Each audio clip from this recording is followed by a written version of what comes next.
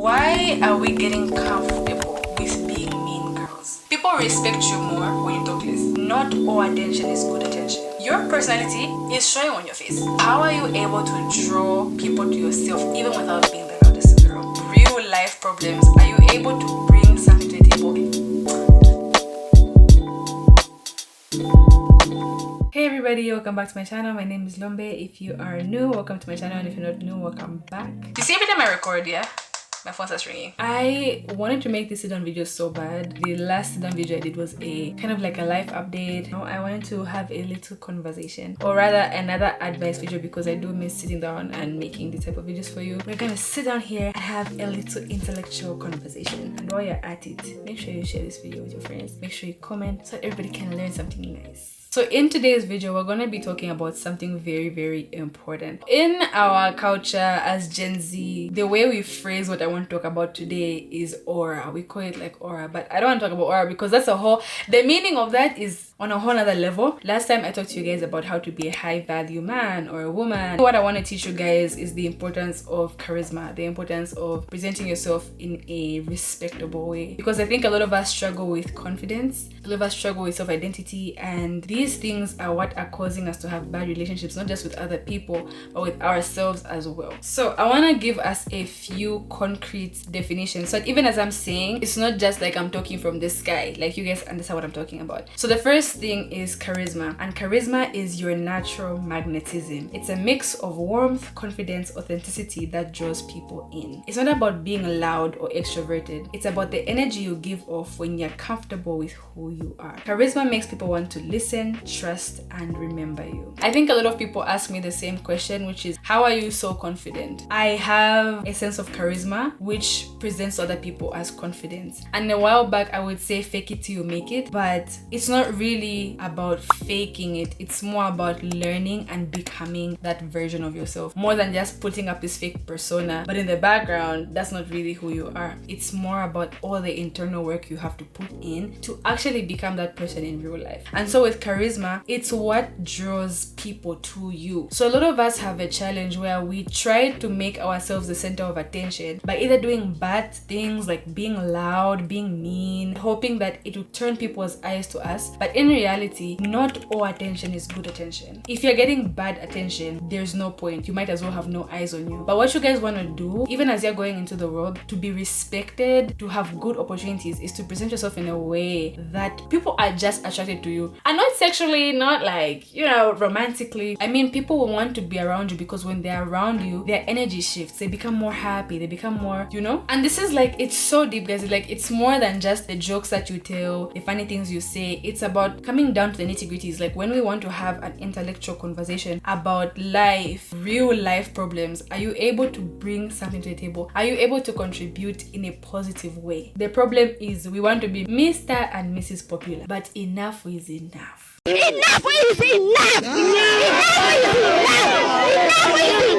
Like enough is enough. And this is such a big problem, especially for upcoming influencers. You want to get there quickly, so what you do is you have beef with so many people, hoping that you will be the beef master. You'll be that one who people will say, wow, like this one is always in fights. But is that what you actually want? Because in the long run, that reputation that you've set with other people is going to come back for you. You'll be sad thinking, but I'm as popular as that person. I'm so popular too, but why don't I get that? It's because you lack charisma. One thing that was in the definition that is so important is this part right here. It's about the energy you give off when you're comfortable in who you are. Charisma makes people want to listen, to trust, and remember you. The reason a lot of us want or crave attention is because we have that sense of wanting to be remembered, wanting to be important, and wanting to validate our innermost feelings. But you can't do all that just by being loud, just by being the loudest in the room. Because remember what we used to learn when we were young? The emptiest things make the most noise. So how are you able to draw people to yourself even without being the loudest in the room? It's about being comfortable in who you are. And you can only be comfortable with who you are when you face the bad sides of yourself head on as well. That is a whole nother conversation, but to touch on it lightly, it doesn't help to sweep things under the carpet. It doesn't help to sit here and pretend that you're not insecure about certain things. One thing I had to do to get over certain insecurities is actually accepting that they are what they are. It's accepting that, yeah, this is the reality. I used to have a problem with my weight. Like, I was very, very insecure about my weight. But I had to tell myself, like, it's not my fault. And then begin to start seeing the beauty in me as a person, the way I am, the way God designed for me to be. Such that if anybody came to talk about me or say things about me, it's things I already know because I don't hide them. I don't pretend like they're not there. So if the Lord took his time knitting me together and put me together like this, why should somebody else tell me about how I look?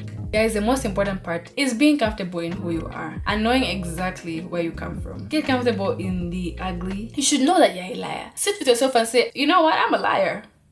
Like, sit with yourself and be like, you know what, I have a temper. And I'm being open right now because I know that there's somebody who's going to understand what I'm saying. I am a firstborn daughter, and naturally I have this leadership mentality. I have this control mentality. I'm not control in a toxic way, like I'm not gonna try to control other people, but I need to have a sense of control over my life such that if I don't, I feel like I'm losing my mind. Strong independent woman mentality. It took me so long to accept the fact that I don't want to do that. I don't want to be Miss Strong Independent. I don't. I know that this is what my personality has been built to be, but I don't want to be that.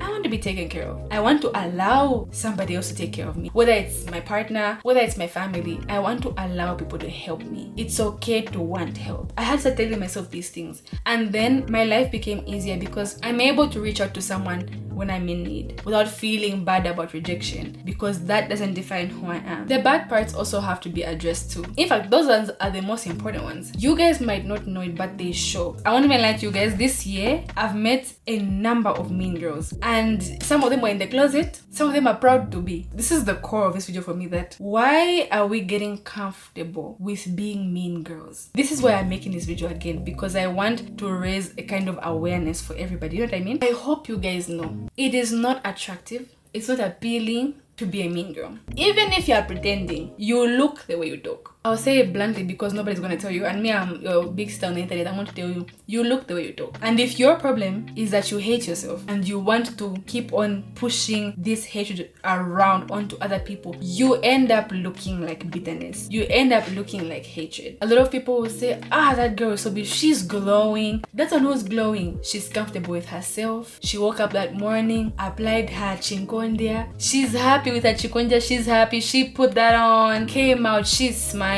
Because that day she said, this is the day the Lord has made and I will rejoice and be glad in it. You woke up, you're mad about your situation, you're mad that you're a good person in a bad world, you're mad that you can't be yourself because you have fear of rejection. You wake up mean, you go to sleep mean. Those things that shame on your face. I'm telling you. Two people are the same age, one looks youthful, one looks older. Of course it's genetics, don't get me wrong, but I am saying your personality is showing on your face. And you don't know. And guys, there's something so crazy about meeting someone who's so beautiful outwardly until they open their mouth. Until you open your mouth and we are very disappointed. So why I'm making these videos, to let you guys know to do some very deep self-introspection. And even for me as well, I'm not making this looking at you down from up. No, we're like doing all this together because there's a lot of things about myself that I have to also introspect. So as I'm learning them, I'm sharing them with you. You want to be a center of attention and you want people around you, but you can't be around yourself. Any moment when you're alone, you hate it. If you hate being by yourself, why should we want to be with you? Do you get what I mean? If you cannot spend even any amount of time with yourself because you can't stand yourself, what will draw people to you? Charisma is more than just being the loudest person in the room, screaming and shouting. Oh my good Lord. How are you getting over certain traumas that you found? What internal work are you doing? So the next thing I want to define for you guys, and I like this one, is the word allure. So while charisma is the natural magnetism, allure is a quiet pull. The mystery, grace, and elegance that make people want to know you more. It's subtle, more emotional than aggressive. Allure doesn't chase attraction, it invites it. It's confidence in restraint and beauty in calmness. Allure is another word for charm. You're just sitting, and just by sitting there nice and cute, people just want to be around you. And this ties with the same thing I said, that you don't know it. You're walking with your personality on your face. And let me tell you what, no matter how much we try to deny it, we're made by God, and God is spiritual. So we are spiritual. Whether you want or not, we feel it is a spirit. Somebody who has a terrible spirit, no matter how beautiful beautiful you are. Somebody who has discernment will just not be able to be in the same room as you. They just won't be able to even tolerate your presence. They can try and try and try, but something will just keep drawing them away from you. Because of that lack of self-awareness, you won't be able to deal with those things. And when people come around you who are actually meant to help you with the things you've been praying about that you want and you need, you won't even be able to tolerate their spirit because yours is just something else. There's a part that I like here that says, it's confidence in restraint and beauty in calmness. The key word there is restraint. Something I've had to learn over the years. I think I was not even conscious. I took a little break from making sit-down videos. The personality I had, I still have that same personality, just with maturity. When I was younger, it was brain to mouth. Whatever I think is coming out. Would I change those things about myself? No, but I have now because I'm older. And there's a beauty in restraint. There's a beauty in just knowing when to keep quiet. Knowing when to talk and when to keep quiet. People respect you more when you talk less. If you're always here, always wah wah wah wah wah wah wah, you're always talking, you start lying, you start speaking things that are not true because you want to contribute. Lombe, why don't you go to certain events, or like why aren't you participating in certain things? And I think in the influencer space, like people might think I'm a bit sassy for it, like for not being involved in everything. And it's not that I don't want to be involved in everything, it's just that I'm very cautious about what I'm involved in. I'm very strict about my presence, very strict. If I'm going to be there, it has to make sense to me. I don't like bandwagoning, joining things because of fear of missing out. I have to understand exactly what I'm doing. In our culture, we call it umungulu. I don't just like being anywhere anyhow. And that was so hard for me to do because I was such a people pleaser. But then the minute I learned that I can say no,